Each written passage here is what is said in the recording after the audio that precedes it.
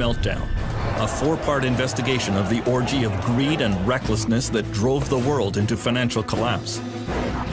Only now are the hard questions being asked. Only now are the key players being held to account. In this hour, the story of the men who crashed the world. The billionaire mortgage seller who fooled millions. Everybody wanted to own a piece of real estate to get into the game. The high-rolling banker with a fatal weakness. Jimmy Cain tried to handle what looked like a joint. I'm not kidding. The ferocious Wall Street predator. I want to reach in, rip out their heart, and eat it before they die. And the power behind the throne. The de facto president of the United States was an unelected gentleman from Wall Street. Meltdown, the secret history of the global financial collapse.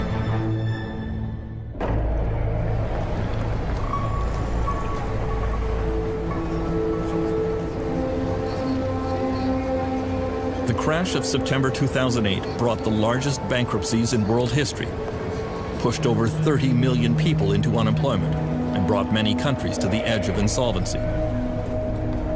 Wall Street turned back the clock to 1929. The tremendous crowds which you see gathered outside are due to the greatest crash in the history of the New York Stock Exchange. After the Wall Street crash of '29, which led to the Great Depression, the U.S. Congress launched an official investigation. Interest in the senatorial bank investigation as J.P. Morgan arrives to testify. J.P. Morgan was among the business titans to be called to account by the Pecora Commission. Flash photography was introduced to heighten the spectacle.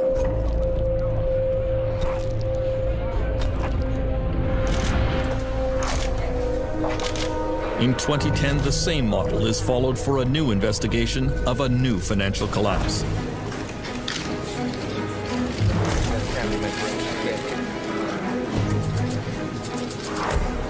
Panel, ladies, photographers, move aside. Former California Treasurer Phil Angelides is chairman of the Financial Crisis Inquiry Commission.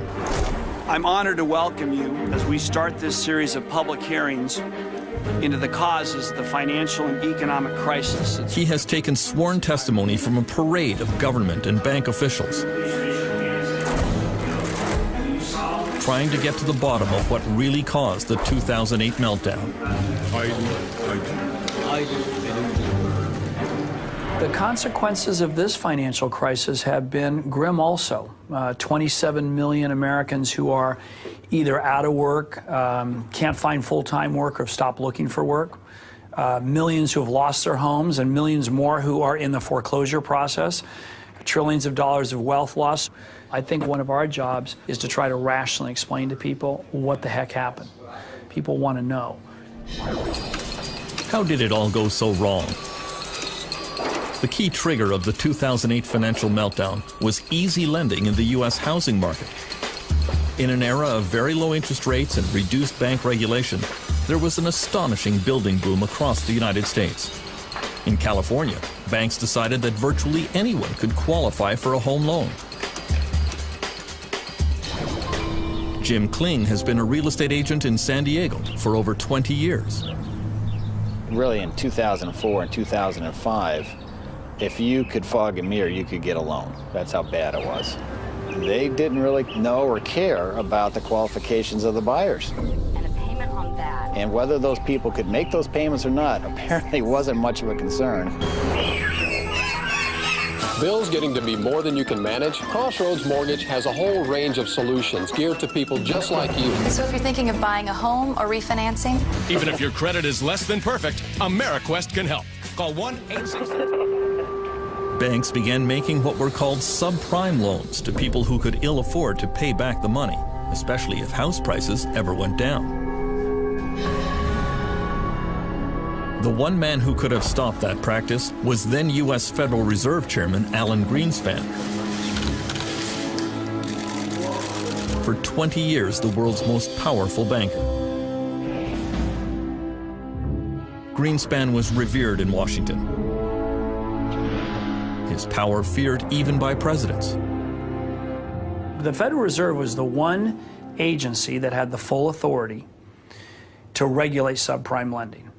And despite all the evidence, despite all the yellow and red lights going off, they chose not to. Staff reports. I mean, let me just ask you, would you put this under the category of oops?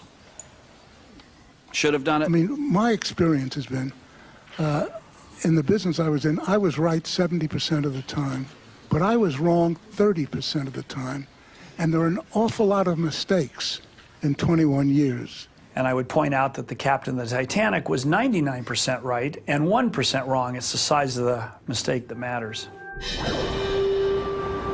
We now know that banks and mortgage companies were indulging in all sorts of fraudulent practices to pump up their mortgage business. Many of the loans were extremely complex and the terms hidden from borrowers. There were low teaser rates that would automatically reset to much higher payments after a few months. It was no accident that the most complex mortgages were sold to the least sophisticated buyers, especially in poor and minority neighborhoods like this one in South Central Los Angeles. So as you go about your daily work and your daily business, Congresswoman Maxine Waters has represented the district for 19 years in the U.S. House of Representatives. Information. You know, I've seen mortgages that were given to 70-year-old people who were on a fixed income, whose income was never going to increase, but that mortgage was going to reset within a few years. Where was that money going to come from? I've seen mortgages that I think are criminal. Angelo Mozillo was the undisputed king of the U.S. subprime market. He is called the Golden Boy because of his permanent tan and because at the height of the subprime real estate boom, he was making about $100 million a year. Everybody wanted to own a piece of real estate to get into the game. He became the darling of business magazines with a slew of fawning profiles of his rags to riches story. He always claimed that he was a friend to the poor and that his lending practices were helping scores of Americans attain the dream of home ownership. It's one thing for him to say that he was a friend to the poor, but in the final analysis, when you see that these poor people are now in foreclosure, now cannot get loan modifications, now ending up on the streets, then certainly that defies how he could have been, you know, a friend to poor people. Mozillo's company, Countrywide Financial, grew to become the biggest mortgage lender in the United States. Call Countrywide. We never stop thinking about what you need. And that makes home buying easy. Really. Countrywide was sold to Bank of America and almost immediately plunged in value. Angelo Mozillo was placed under investigation by the Securities and Exchange Commission. The SEC uncovered very damaging private emails in which Mozillo expressed his true feelings about the dangerous subprime mortgages he was peddling. He wrote, "In all my years in the business, I have never seen a more toxic product." At the same time, Mozillo was publicly reassuring all his investors and clients. Countrywide views the product as a sound investment for our bank and a sound financial management tool for consumers. It does appear that there was a private view of the markets, and there was one that was espoused to borrowers, rating agencies, the investing public. The SEC has now charged Mozillo with insider trading and securities fraud. Lenders like Angelo Mozillo really didn't care if people ever paid their mortgages because those loans did not stay on the mortgage company's books. Mortgages were bundled together with other loans from across the country and moved to Wall Street. There, they were packaged up into complex new financial products. Bankers went wild for these financial securities that were really just stacks of IOUs. There was almost no government regulation of this market. It became a massive system of buying and selling these IOUs, with fees being charged on each transaction. It was just all a way to make fees and to package up these streams of supposed cash flows and sell them off to investors. I mean, for a while there, anybody who touched a mortgage made money. It was like the most perfect product. I once had this view that when people started talking about toxic assets, that somehow they were like a good piece of fruit that had turned bad. Well, it turns out they were a rotten piece of fruit from day one. And all along the way, whether it was the broker, the lender, the securitizer, the market maker, everyone seems to have taken the view that they had no responsibility for the product that they were moving along in the system. That became, unfortunately, this cancerous material that was injected into financial institutions all over the world. One of the first places these toxic products landed was the financial district of London, England, nicknamed the City. There was a golden age here in the years before the meltdown.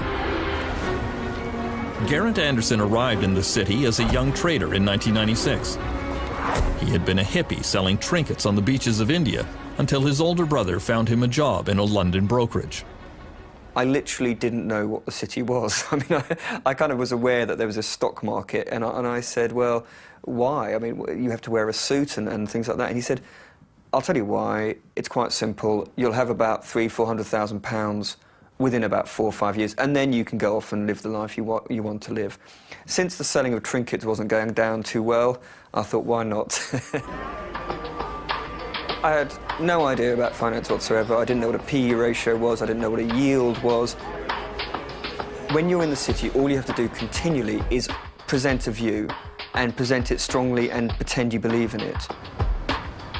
It was all about schmoozing clients, taking them to strip joints, taking them to bars, getting that company credit card out and really giving it a bash. The wild atmosphere in Britain was brought about because Chancellor of the Exchequer Gordon Brown was easing financial regulation there. He called his new approach the light touch. We will advance if there is light touch regulation, a competitive tax environment, and flexible. Well, Gordon Brown light touch was an effort really to make the City of London the world's greatest financial centre. And it meant giving the financiers, giving the bankers a very free hand in the marketplace. Paul Martin was Canada's finance minister in those years. He says deregulation came about because of a competition between New York and London to become the financial capital of the world. The race to become #1 was very, very important. But how do you attract the financial industry? Well, the most logical way is what they call regulatory arbitrage, which simply says, let's gut the regulatory system, and therefore more people will come. The prevailing culture was one that the markets always go up. It was an easy way to make money, drinking champagne, fat cat analysts. It was a joyous time. Everywhere you looked, there was great big new offices being put up, statues being put in the forecourts, people building great monuments to themselves in terms of the buildings they occupied and the way that they behaved. By 2004, Geraint Anderson was making a salary of $300,000 a year, plus an annual bonus of $700,000. He was invited onto business television shows as an analyst. Strong. We had profit before tax growth of 9.5%. The whole game is increasing your bonus. You don't go into the city to do the world some good. You go there to make money as quickly as possible. And if that means lying, cheating and stealing, that's what you do. Regulators and politicians are just deemed to be idiots. It's all about we will thrive with light touch regulation. And that, of course, is exactly what Gordon Brown was encouraging as Chancellor of the Exchequer. And interestingly, he calls my precise period in the city the age of irresponsibility. But it was partly to do with the fact he just said anything goes. And, to me, it's just obvious. The way people were behaving was a rational way of behaving in the context of the bonus system and the lack of regulation. If one country could be the microcosm of everything that went wrong in the years before the meltdown, Iceland is it. It is a place of staggering natural beauty. From its geysers, to its waterfalls, to its famous Blue Lagoon, it is a magnet for tourists. One thing Iceland was never known for was banking and high finance, at least until a few years ago. Iceland was transformed through the ideas of one man, longtime Prime Minister David Oddsson. He decided to shake Iceland out of its social democratic past and remake the country according to his free market principles. He surrounded himself with like-minded admirers. David Oddsson is somebody who fulfills the two criteria that Machiavelli puts up about political leaders. He is cunning as a fox, and he is courageous as a lion. David Oddsson wanted to privatize almost everything touched by government. Iceland's #1 resource industry has always been fishing.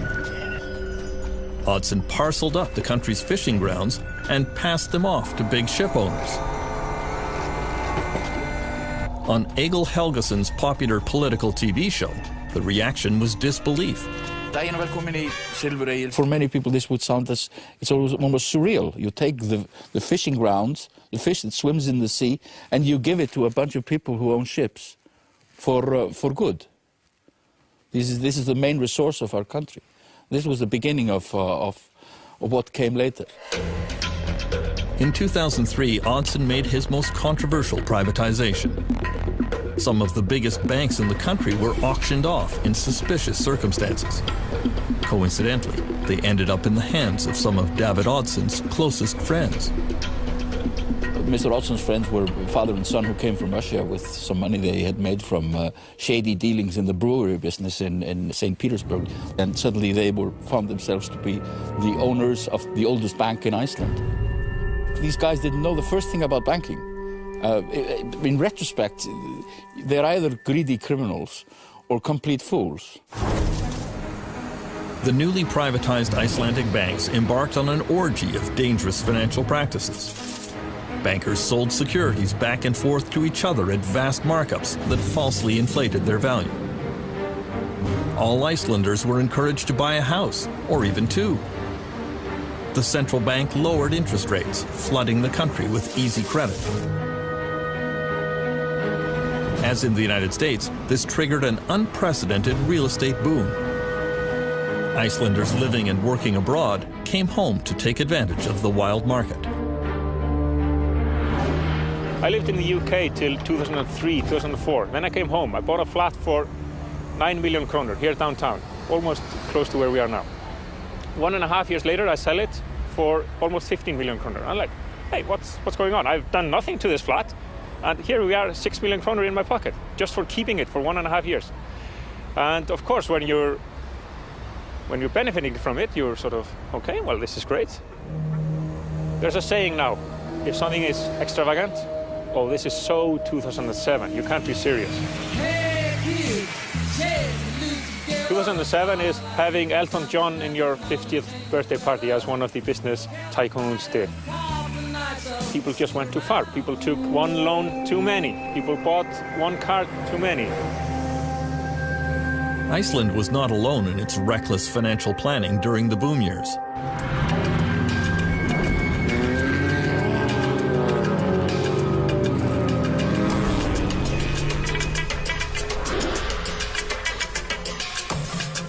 The world champion of the global real estate bubble was surely Dubai in the United Arab Emirates. Money was no object, as every local sheikh and every booming company competed to see who could erect the most ostentatious building. No idea was considered too outlandish. When waterfront property rose dramatically in value, Dubai decided to make more. Ships vacuumed sand off the ocean floor to make the famous Palm Islands. On them were built an endless line of luxury condominiums and hotels that were snapped up by wealthy investors from across Europe, Africa, and the Middle East. Canadian Robert Lee went to work for Dubai's leading real estate company 10 years ago. Dubai in its heydays, we used to call the sales center the fish market. It's, you know, people could come and would say, give me an apartment, any apartment, I don't care what, 2 bedrooms, 3 bedrooms, just give me an apartment. Because in a way, people are buying options, because most people are buying things with zero intention of actually living in it. So they're buying coupons to resell it to somebody else. We'd be selling $1 billion worth of real estate in one day. All of this flowed from the vision of one man, Dubai ruler Sheikh Mohammed bin Rashid Al Maktoum.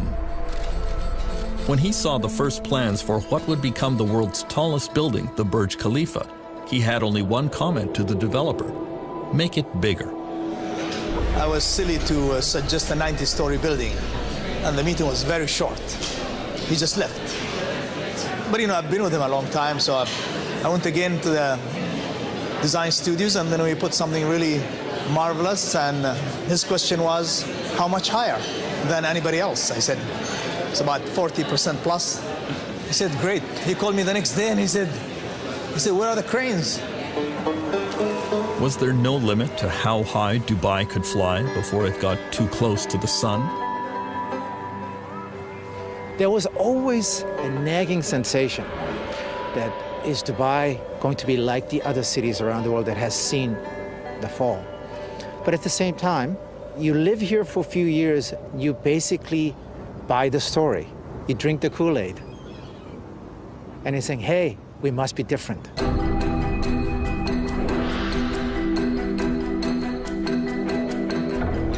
The man who would become the central actor in the Meltdown took his position on the stage in 2006.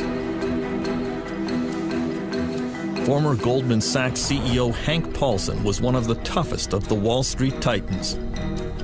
Then he accepted the invitation of George W. Bush to become the U.S. Treasury Secretary. It was a controversial choice. Paulson was not universally loved on Wall Street. He was probably the nastiest guy of all of them. They used to call him the snake. And this is coming from the Wall Street executives themselves. No, you know, you really can't believe everything he tells you. The reason why they didn't like him is because they couldn't trust him. Hank Paulson's aggressive, combative style came as a bit of a shock in government circles. This is a guy who would go through a brick wall to achieve his objective.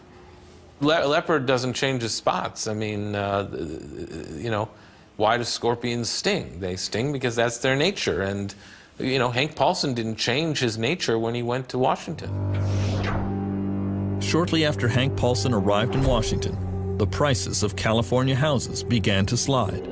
Sales of existing homes are down a full 12% from just a year As prices dropped, overextended homeowners threw more properties onto the market, triggering a downward spiral. Hank Paulson called me and started talking to me about subprime mortgages in the United States. There was a general consensus that there was too much credit and too much money sloshing around globally. We had had discussions about where this excess credit was likely to show itself, and it was showing itself in subprime mortgages in the United States, and that it was a large problem. Although few seemed to realize it, the world was now infected with the toxic financial products that depended on the U.S. real estate market. It was inevitable that someone somewhere was going to blow the whistle and question what these financial products were actually worth.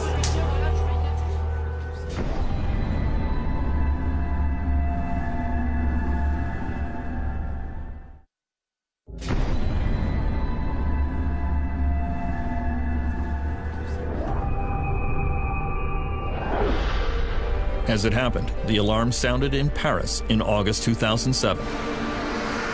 The giant French bank BNP Paribas discovered that many of its investment funds were filled with toxic U.S. securities. They stopped all withdrawals from those funds. It was a little bit like an old-fashioned movie where the bank president locks the door and tells people they can't get their money. It doesn't exactly make you feel good about the world. At the Ministry of Economic Affairs in Paris, the BNP Paribas decision triggered immediate crisis meetings, convened by Finance Minister Christine Lagarde. Ça a commencé de manière très dure, je m'en souviens très bien, parce que c'était interruption de vacances immédiate, retour à Paris et discussion immédiate avec les banques sur ces conduits qu'elles étaient en train de fermer en raison d'un début de fissure dans l'édifice financier. If BNP Paribas couldn't value their securities, then one started asking how many other companies couldn't value their securities.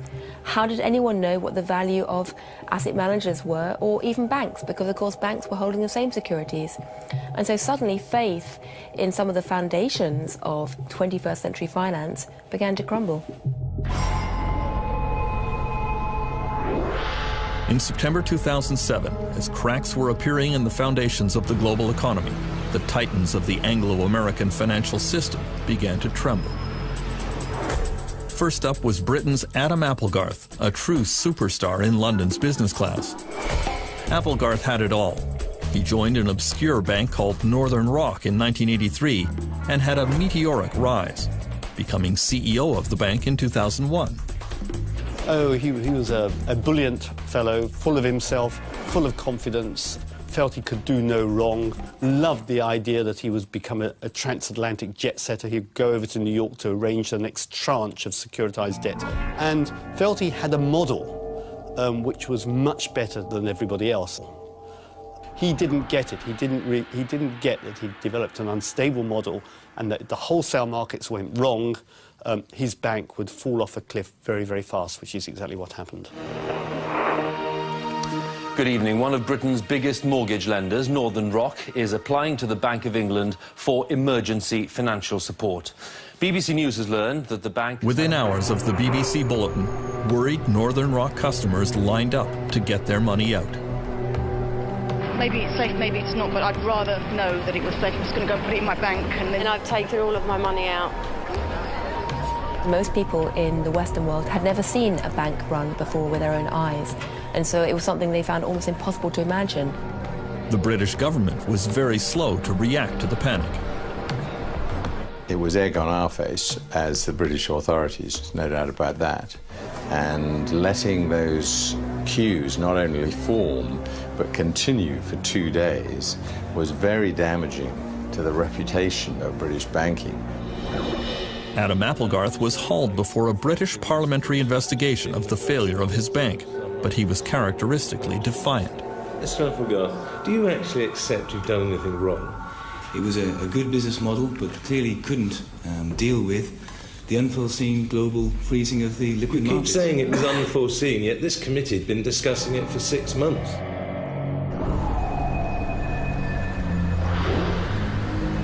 The Northern Rock crisis in Britain could have been taken as a serious warning on Wall Street, but it was not. I think people saw this as that's happening over there, that's not happening here. I think that the sense of interconnectedness was not realized until the very last moment. Through the spring of 2008, U.S. Treasury Secretary Hank Paulson was constantly reassuring his international colleagues that everything was fine with the U.S. economy and that only mild tinkering was required with the global financial system. In private, French Finance Minister Christine Lagarde advised her friend that he was being very foolish. Je lui ai dit, Hank, on voit le tsunami qui nous arrive dessus et tu es sur la plage en train d'hésiter sur la couleur du maillot de bain qu'on va porter. The first major U.S. casualty of the financial crisis came with the dramatic fall of one company and one man, the richest CEO on Wall Street. Jimmy Kane was a legend. He had come up through the ranks to become president and chief executive officer of America's fifth largest investment bank, Bear Stearns. He was famous for his backslapping, hard drinking, and high living style. Jimmy is really out of central casting. I mean, I've described him as an amiable rogue. I mean, he's definitely can be quite charming, definitely can be quite ruthless. Has a twinkle in his eye, and I think that combination of ruthlessness and charm, that people get to the top with that combination. Jimmy Kane was a flashy risk-taker in business and in his personal life. In 2007, he was worth over $1 billion, and he wanted everyone to know it. Every Thursday afternoon after the stock market closed, he would board a private helicopter a few blocks from his Manhattan office and fly off to his country house on the Jersey Shore for weekends of bridge and golf. He did have one troubling habit that would come back to haunt him. He used to brag about smoking pot. I'm in the elevator of Bear Stearns, and it was 2004, 2005, and Jimmy Kane tried to hand me what looked like a joint. I'm not kidding. Kane's pot smoking became public at the worst possible time for his firm. In the fall of 2007, Bear Stearns' risky bets on mortgage-backed securities began to go wrong. The firm started to hemorrhage money. Then in November, the Wall Street Journal carried a front-page story which portrayed Jimmy Kane as an absentee landlord who was always out of touch at either golf games or bridge tournaments while his firm was in crisis. To top it off, the Journal publicly revealed his taste for marijuana. Joe Kernan, who's my colleague on CNBC, says, "Hey, Charlie, what do you think about that hatchet job that the Journal just did on Jimmy Cain?" And I don't know why I did this, but I started imitating smoking a joint. Force issue, but also apparently, that whole bit. Little smoke and a little what did he pot say? there. Listen, 2 minutes later, my cell phone rings and it's Jimmy Cain screaming at me, and he's like, "What are you doing? I don't smoke pot." I said, "Stop it. Stop it." I said, "Listen, who cares? I mean, you're not breaking the, it's kind of a harmless crime. Why don't you just laugh it off?" And I'll never forget what he said to me. He goes, "Laugh it off. You try to laugh it off. You're not running a company." You know, Jimmy had made a lot of enemies on Wall Street. It's a very competitive Darwinian place. If they smelled, chum in the water, the sharks are going to circle. In January 2008, Jimmy Cain was forced out of the CEO position and became an unpaid chairman of the board at Bear Stearns, but the firm continued a downward slide.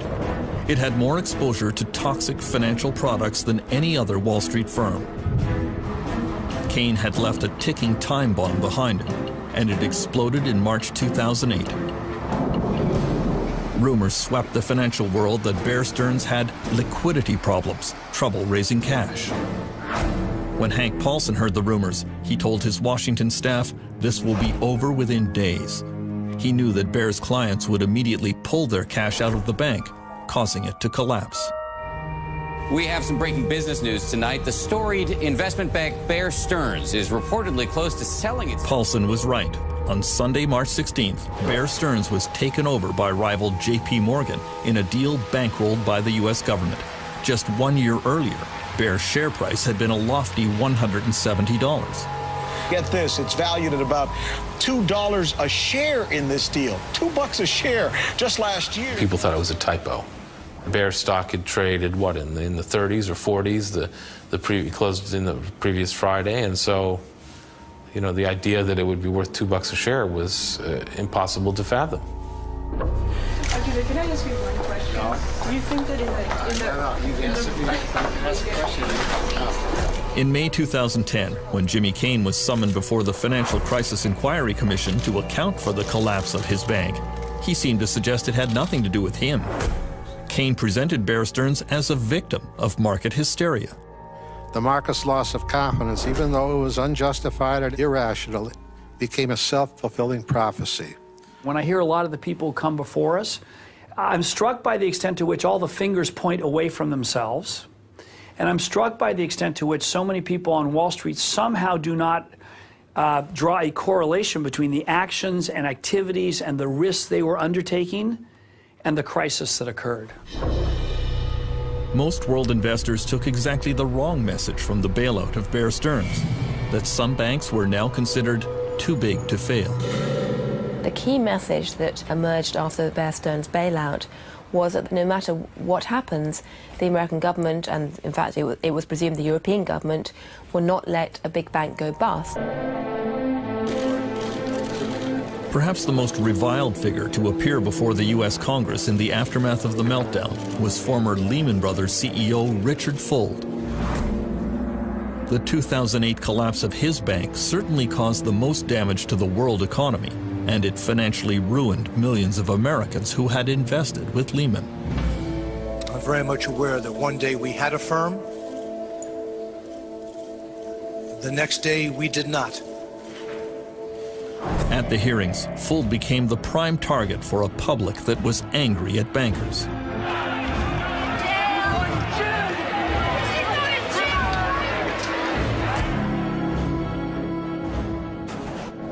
Dick Fuld had spent his entire career at Lehman Brothers, starting at the bottom and clawing his way up the ladder. In later years, he assumed all the trappings of unfettered power. His word was law, his judgment never to be questioned. There was a huge cult of loyalty to Dick Fuld as the chief executive of the firm. People, on the one hand, admired what Dick Fuld had achieved, but secondly, this was not an organization where you, as a matter of casual incident, decided it was a good idea to disagree with Dick. way he created Lehman Brothers, it was almost a cult of personality. The personality was his personality, which was, it's us against them, we're gonna fight everybody, and we're gonna win. Dick Fuld was determined to intimidate anyone who might cross him. In this internal Lehman UK video, he was angry that some traders were driving down his stock price. But what I really want to do is I want to reach in, rip out their heart, and eat it before they die. I think in the tape there's a sort of nervous laughter in the auditorium. I think that sort of reflects quite a lot about how people within Lehman saw Dick. On the one hand, it sounded at one level amusing, and then you sort of thought to yourself, I suspect if you're in that audience, the really scary thing is he sort of could probably do it. Lehman Brothers entered its death spiral on September 11th, 2008. The stock was plummeting. Dick Fuld was advised that it was time for a fire sale of his corporate assets, but he resisted. Telephone records show that U.S. Treasury Secretary Hank Paulson spoke frequently with Fuld, but he felt his message was not getting through. He was definitely exasperated with Dick Fuld. I think everybody was. He seemed to be unable to recognize the gravity of the situation his firm was in and unable to do the things that were needed. On Friday, September 12th, Hank Paulson decided that it was time for drastic action to save Lehman Brothers, but he did not want to authorize another government bailout. He flew to New York on his private jet and summoned all the Wall Street CEOs to an emergency meeting at the New York Federal Reserve Building. You know, the fire alarms are going off. The tornado siren is going. And so when the chief of police and the chief of the fire department says we need the heads of all the major employers in our town to come together to come up with a plan, you come. At 6 p.m., Hank Paulson started that secret meeting with America's leading bank CEOs. Jamie Dimon of J.P. Morgan, Lloyd Blankfein of Goldman Sachs, John Thain of Merrill Lynch, and John Mack of Morgan Stanley. I began working on a plan.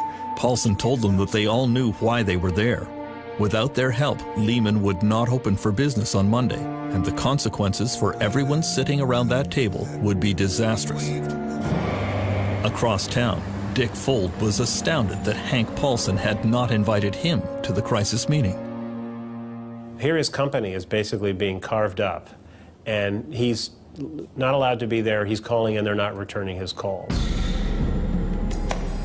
Inside Lehman Brothers, there was an air of unreality. The firm had been in existence since 1850. They had survived the Great Depression of the 1930s. They had survived the 9/11 attack that destroyed their offices in the World Trade Center. Surely they could survive this.